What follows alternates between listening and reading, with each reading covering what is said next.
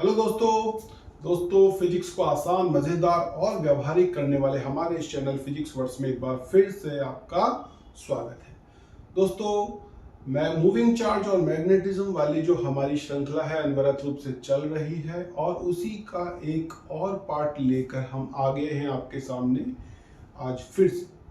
दोस्तों, last time हमने discuss किया था सोलेनॉइड के बारे में और हमने आपको बताया था कि सोलेनॉइड के बीच में जो मैग्नेटिक फील्ड होता है उसकी कैलकुलेशन हम एक फॉर्मूले से कर सकते हैं। आइडियल सोलेनॉइड भी हमने डिस्कस कर लिया था। आइडियल सोलेनॉइड वो है जिसमें कि लंबाई जो सोलेनॉइड की रहेगी वो उसकी मोटाई या रेडियस के मुकाबले बहुत ज़्यादा रहेगी। तो इस तरीके से कुछ हम सोलेनॉइड के बारे में कुछ हम पढ़ चुके थे।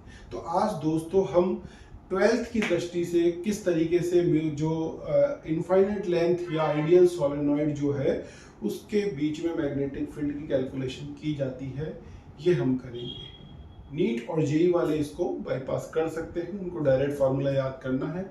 वो चाहे तो ना देखें और चाहे तो वो रिवीजन के लिए देख सकते हैं। तो दोस्तों 12th वालों के लिए बहुत इंपॉर्टेंट है आज का टॉपिक।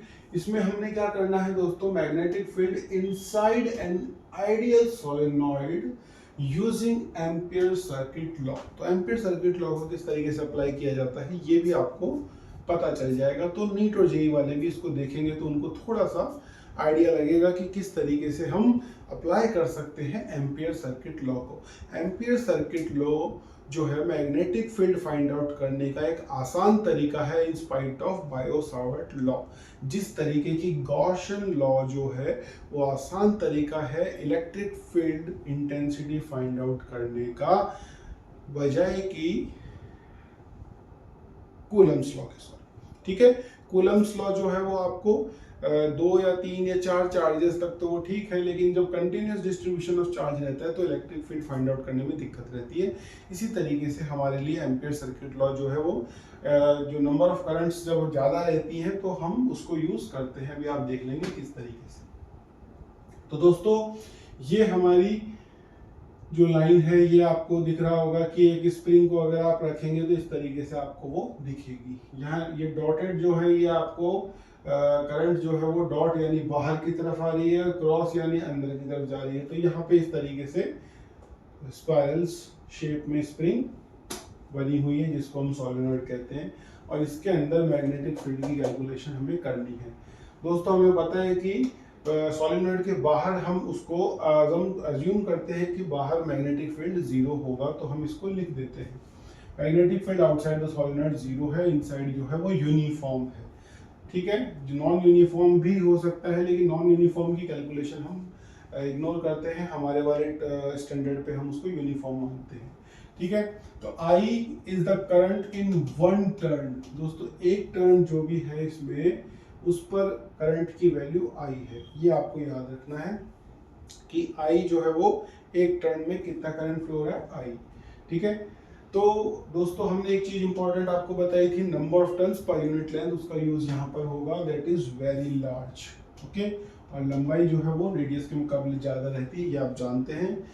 एसीएल यानी कि एम्पियर का सर्किट लॉ हमने लिख दिया है, B dot D L equal to close integral of B dot D L is equal to mu naught times of I enclosed by the ampere loop, amperian loop.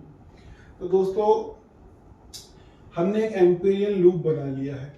Amperian loop आप अपने current distribution के हिसाब से कैसे भी बना सकते हैं, उसको आपको निकालना होता है। ठीक है, इसमें कितनी करंट है हमारे को ये निकालना है और उसके बराबर में हमको बी डॉट डी एल करना है। ठीक है, तो बी डॉट डी एल हमको क्लोज पाथ में लगाना है दोस्तों। तो क्लोज पाथ हमारा A B, B C, C D और डी ए होगा। तो यहाँ हमने बी डॉट डी एल जो है वो चारों पाथ में लगा के इसको क्लोज कर लिया है। ए बी में अगर हम देखेंगे तो मैग्नेटिक फील्ड जीरो है, तो बी उसको जीरो कर देगा। बी डॉट डी एल अगर हम देखेंगे ए डी और बी सी के लिए, तो मैग्नेटिक फील्ड जो है वो इस तरीके से है, मैग्नेटिक फील्ड डिस्ट्रीब्यूशन जो है वो इस तरीके से है।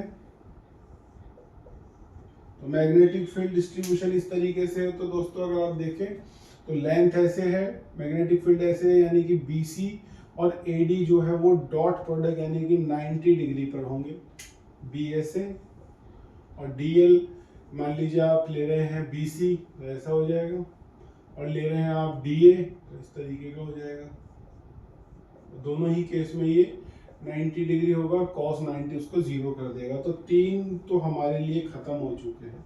अब बचा मैग्नेटिक फील्ड, केवल B.dl वाला पार्ट निकाल के देगा आपको।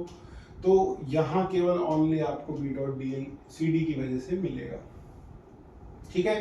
तो यहाँ B.dl cos 180 डिग्री है, क्योंकि DL CD ले रहा हूँ मैं, तो ये इधर जा रहा है, मैग्नेटिक फील्ड इधर है, तो 180 डिग्री हम इसको ले रहे हैं, ठीक है।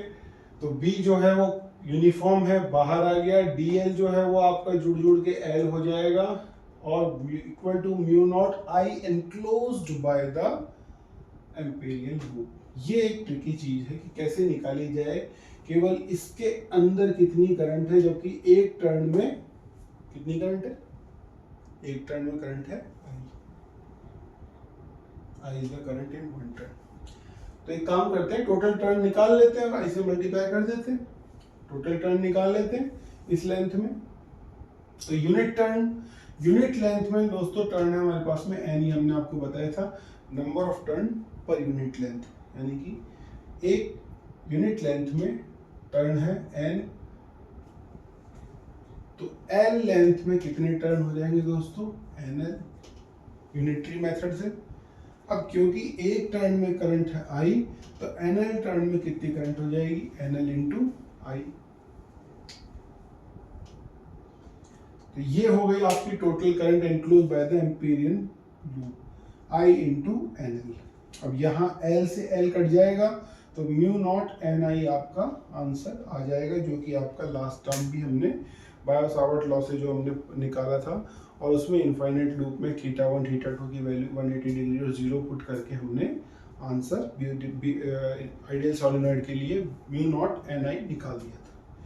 तो इस तरीके से दोस्तों 12th वाले स्टूडेंट्स बहुत ध्यान से इस टॉपिक को करें, और जेई और नीट वाले जो स्टूडेंट्स हैं उनको भी प्रोसेस पर ध्यान देना है कि किस तरीके से हम निकाल सकते हैं। कई बार प्रोसेस रिलेटेड क्वेश्चन भी पूछ लिए जाते हैं। तो दोस्तों आज के लिए इतना ही। अब हमारा जो सोलेनॉइड वाला पार्ट है वो खत्म हो चुका है। अब हम नेक्स्ट जो भी टॉपिक होगा, जैसे कि टॉरॉइड है, और उन पर बात करना स्टार्ट करेंगे। तो आज के लिए इतना ही। Thank you for your concern. हमारे चैनल को देखते रहिए, इससे आपको नॉलेज जो है वो इम्प्रूव होती रहेगी। तो आज के लिए इतना ही। सभी स्टूडेंट्स का थैंक यू। खुश रहिए, देखते रहिए।